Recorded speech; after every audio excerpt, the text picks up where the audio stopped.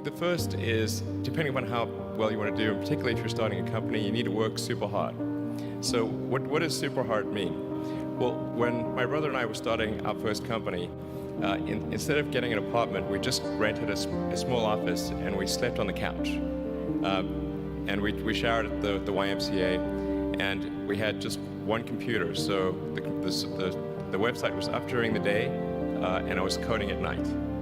7 days a week, all the time.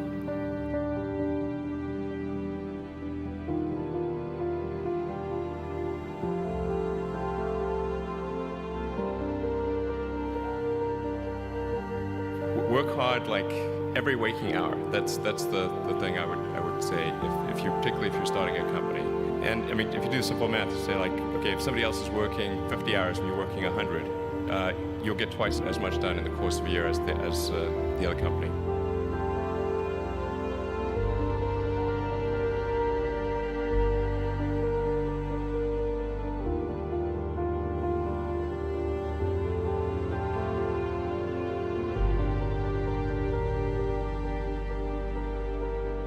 I think too is you got to make sure that whatever you're doing is a great product or service. It has to be really great. And I go back to what I was saying earlier, where if you're a new company, I mean, unless it's like some new industry or new market that, if it's an untapped market, then you have more ability to, the standard is lower for your product or service. But if you're entering anything where there's an existing marketplace against large entrenched competitors, then your product or service needs to be much better than theirs. It can't be a little bit better, because then you put yourself in the shoes of the consumer and they say, why would you buy it as a consumer? You're always going to buy the trusted brand unless there's a big difference. So a lot of times an entrepreneur will come up with something which is only slightly better. And it can't just be slightly better. It's got to be a lot better.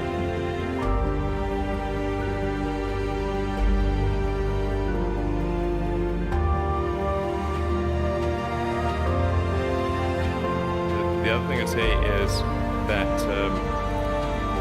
if you're creating a company or if you're joining a company, the most important thing is to attract great people. So either join a group that's amazing, that you really respect, or if you're building a company, you've got to gather great people. I mean, all a company is a group of people that have gathered together to create a product or service. And so depending upon how talented and hardworking that group is, and the degree to which they are focused cohesively in a good direction, that will determine the success of the company. So do everything you can to gather great people if you're creating a company.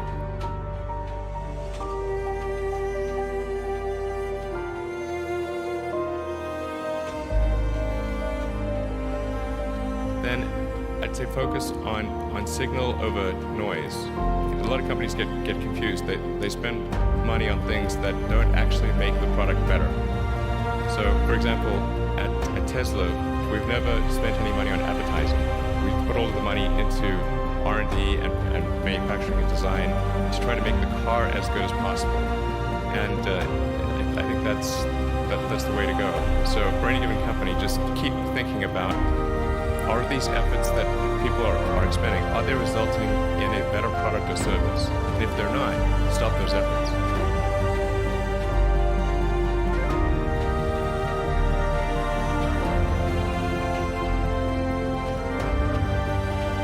And then I think that the final thing I would encourage you to do is, now is the time to take risk.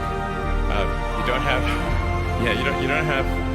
have kids, but as you get older, your obligations increase. And once you have a family, you start taking risk not just for yourself, but for your family as well. It gets much harder to do things that might not work out. So now is the time to do that before you have those obligations. So I would encourage you to take risks now. Do something bold. You won't regret it.